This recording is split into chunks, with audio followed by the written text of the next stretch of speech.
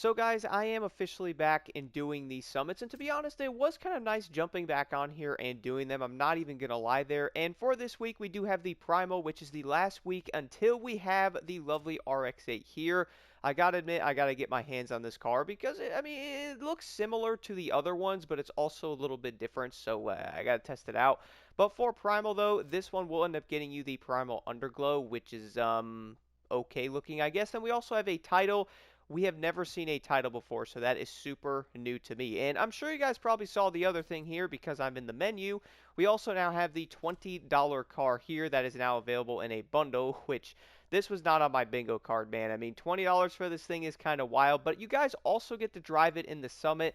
And I would say a lot of players will probably decide if they want it or not from driving it in the Summit. But either way, though, let's jump right into this now, guys. So we will have a decent amount of, well, it's actually just hypercar races. I probably should have mentioned that before. We'll have an escape and a speed trap, and then also the created type of race here on the bottom right, and then also just 6 other hypercar races from there. But for the speed trap, though, all I did on this is I literally turned around and went after it and did 289 miles an hour. I would recommend running a pure and frenetic, so you might be able to get a little faster if you do it earlier, but I hit this and I was honestly okay with it as I wasn't trying to get like the best time ever, or, hit a crazy jump or something and then hopefully hit it. I wasn't trying to do all that. From there, though, we will then have the escape, and for this, I'm not going to lie, guys, it is honestly a lot easier than I thought. I basically turned around and kind of followed that road, also kind of how I turned around in the speed trap as well, and basically just went down the road, came back and hit it. Kind of the same thing with this. You pretty much turn around, get a running start, and then stay on the road and head that direction. I did end up going off-road, and make sure when you guys are going off-road, you're hitting jumps, hit that nitrous in the air. I probably could get a bit farther on this one, but to be honest, I wasn't trying to do all that, especially when I was doing this summit. I literally did not have my lenses in anyway, so I feel like I honestly did pretty decent. Not really being able to see that well, and I was kind of squinting a lot, so that was interesting. But from there, though, the track of the week is Want for Speed, and for this, once again, the Wind Motors, and I will have my pro settings on this car, as it's basically the only car that I use that you could actually use on the events that wasn't loaned. This race will have some tighter corners and stuff like that, guys, and I'm going to admit something. I do kind of find a lot of the Trackforge events very similar. I don't know why. Maybe it's just the way the overall, like, rows are set up and the way the pieces are set up. Honestly, I have no clue, but I really do feel that way every time I do one of these. I kind of think they're so similar, but not, but are, if you know what I mean. But either way, though, there is tight corners in this race, so do be careful if you are speeding and stuff, because the brakes on the Wind Motors is honestly not that good. But besides that, though, the top left event here, you will be able to drive the glow-in-the-dark glow stick car. And yeah, guys, I'm gonna be honest. It's okay, I guess. It's not anything to write home about. Like, it's a decent car. It is definitely not worth $20 from the driving I have done with this thing. In this race, though, it is going to be kind of more open highway stuff, so you can test the overall speed on it. There will be some cornering and stuff like that as well. You go off-road here, cut some corners, and see how it does do. And I would say a lot of players are like, oh, look, the car's at nighttime, so it's glowing. And yeah, I'm really wondering if we'll see more of these, because I could see them adding more of these types of vehicles. But I would say when players drive this thing in the Summit, they might immediately go, yeah, I definitely do not need to buy it. And for the next event from there, though, is the hunting ground. And for this, guys, once again, the funny part is some of the tips I am giving here could probably go for every single event, as you are driving kind of the exact same cars. So the big thing is being careful around the corners and making sure you guys keep your speed up. On this event specifically, it's once again at nighttime because, again, the car glows in the dark. So making sure you guys do know the track very well will probably be helpful. That way you know exactly how to take the corners and get around the turns as quickly as possible.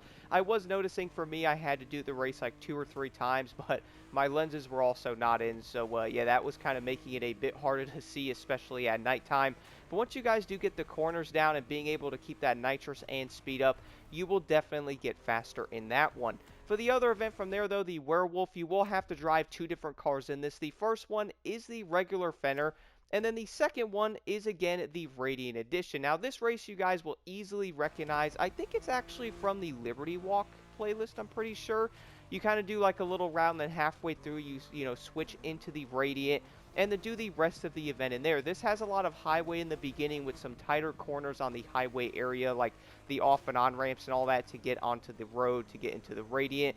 From there, though, you have more highway stuff. You can also cut some corners. Do keep an eye out for that, as trying to follow the road in some areas instead of just cutting through part of the forest might honestly be a lot faster actually cutting instead of staying on the road. So, yeah, I definitely keep an eye out for that. That way you guys can keep your speed up and be as fast as possible in these events.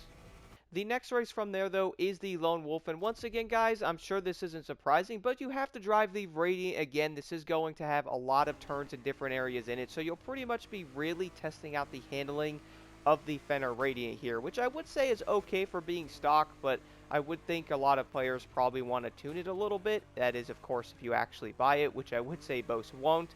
But this race will have a lot of corners and different things in it. You definitely want to make sure you get around them in the correct line. That way, you are keeping your speed up as much as possible. For me personally, with it being at nighttime, I was kind of having issues because, you know, my contacts weren't in, so I was kind of going around the corners. I wasn't at the best pace and still got 130,000 points on it. From there, though, we will finally have races in daytime. I am so happy to see daytime races. Hungry for More and Engine Howl will be in the daytime, guys. And honestly, both races are fairly simple. The first one here will have some corners and stuff like that, some uneven ground you will have to be aware of, similar to the last race. What I mean by that is you will have to go over curbs and all that and different things to get around the corners quickly. You'll have areas where you have to speed up, and then you have to hope the brakes will end up working. Watching out for like the brick or rock type of walls that will massively slow you down in the corners. Do keep an eye out for those. Like if you may want to cut or maybe try to get around that corner just a little bit faster, hitting those walls is definitely going to make you a lot slower, so do watch out for them.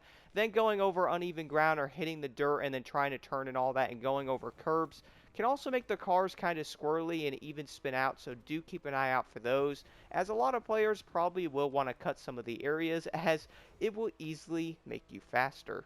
Overall, though, guys, that will pretty much do it for the Primal Summit. To be honest, this one really isn't all that difficult. I would say a lot of players will end up flying through this one. The only thing is, though, if you do not have the Fenyr to do this, the car is around $1.5 million. So keep in mind, to really complete every event in the Summit, you will have to have the car if you don't. But I would say most players probably already do, and you can get your hands on the Primal Underglow. If you guys have any questions, do let me know in the comments below. Let's jump right into this one.